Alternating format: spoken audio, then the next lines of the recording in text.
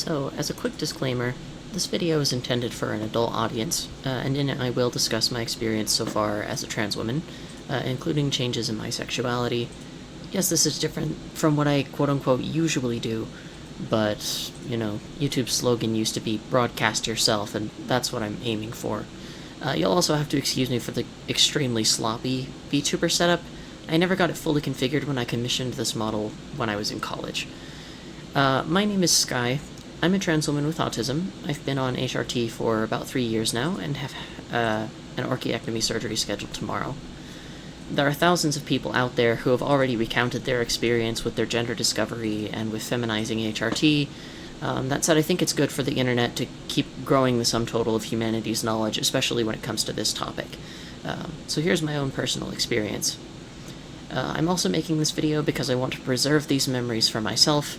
I'm at a pretty big crossroads in my journey with that surgery coming up tomorrow, and I don't want these old memories to start getting completely replaced with new ones.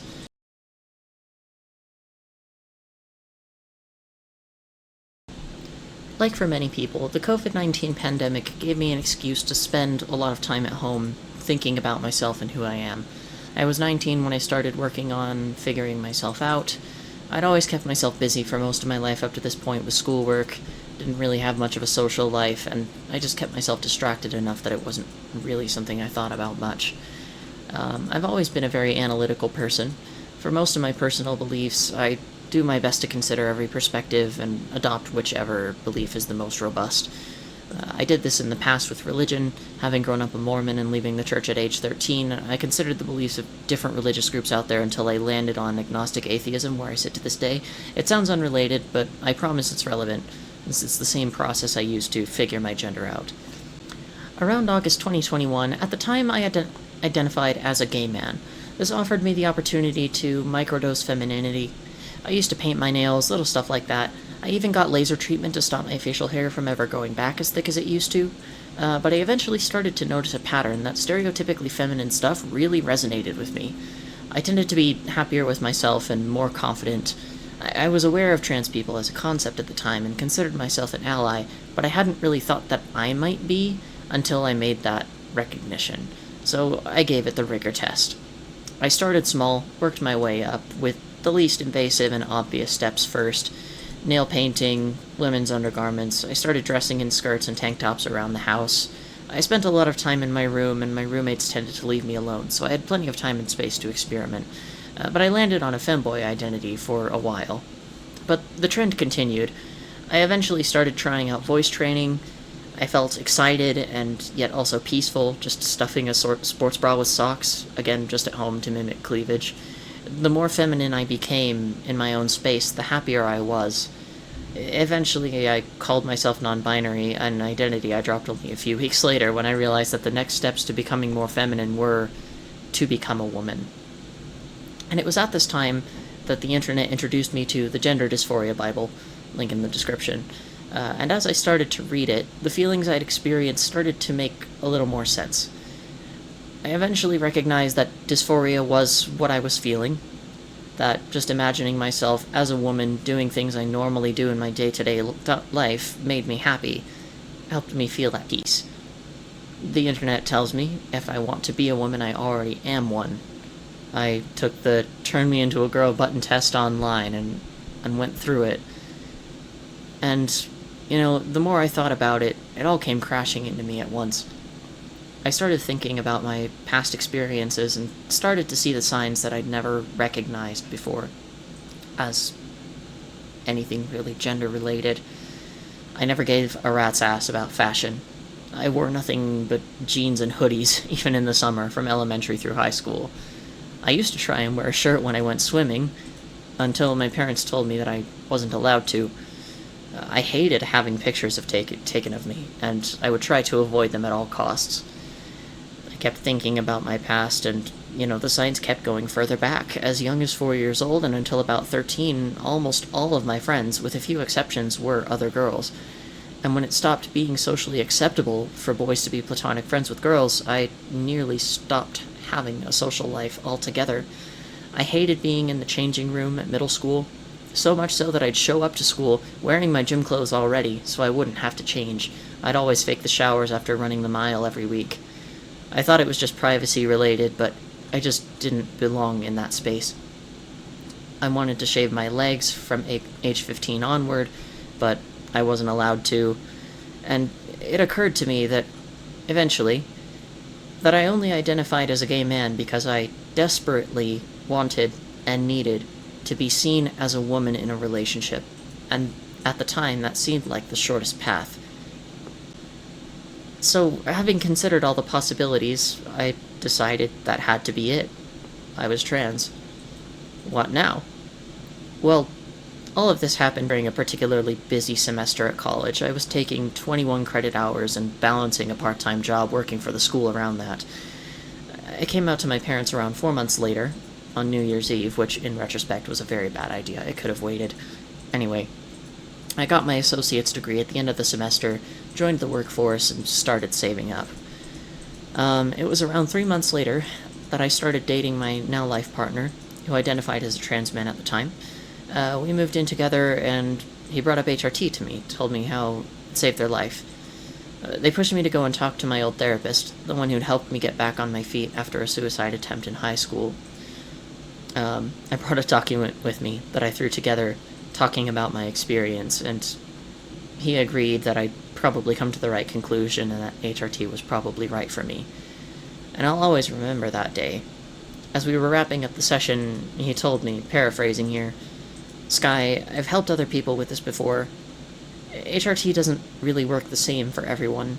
Some of my patients have had better outcomes than others.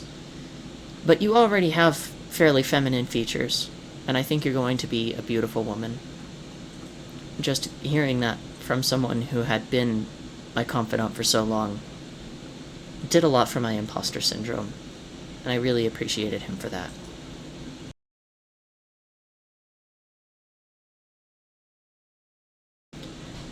A few months later, I ended up coming out to my employer, mostly because there was already another trans woman on the team I was working on, and I got to talk to her about her experience.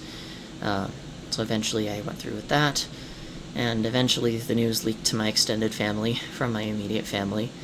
Thankfully, nobody made a big deal about it. I'm very fortunate in that respect. A few months after that, I made the call to my doctor to refer me to an endocrinologist to start HRT, as my partner wouldn't stop bugging me about it, and I'm very grateful for that as well.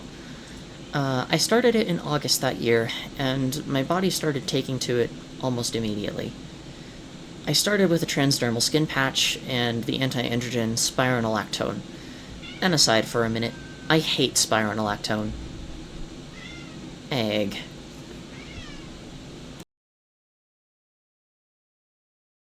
Yes, it did an okay job of preventing the testosterone that was in my bloodstream from wreaking havoc.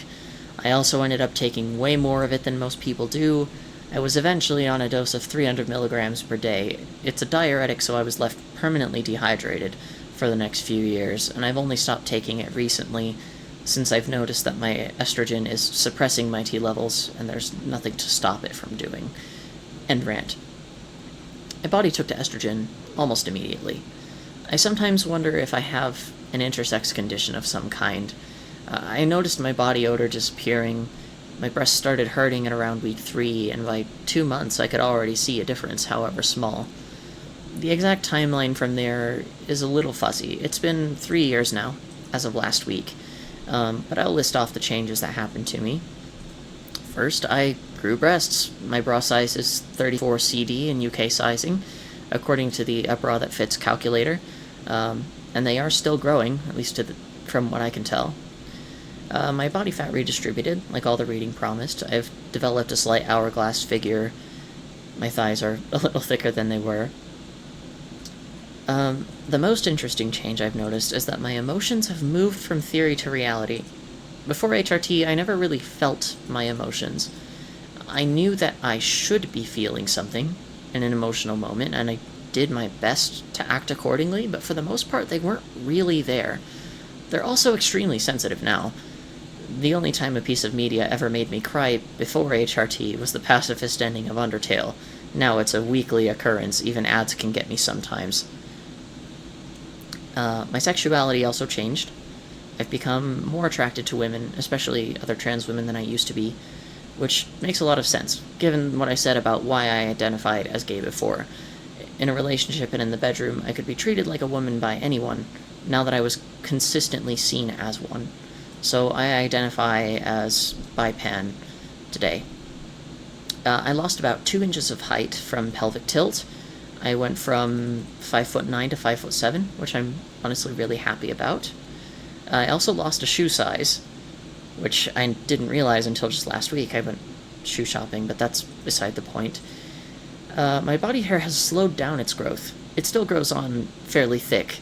Once testosterone gets a hold of those follicles, it never really goes back, but at least I don't have to shave as often as I used to. The changes to my body have also brought about a lot more general confidence in myself, and while my depression hasn't completely evaporated, combined with the antidepressants I used to take, which I started up again around 2 weeks ago, I'm starting to finally feel at peace. These days, everyone sees me as a woman, even the people I've never met before. I've never been so happy in all my life. I could probably have survived without HRT, but it made my life actually worth living. I never cared about my future until I had access to it.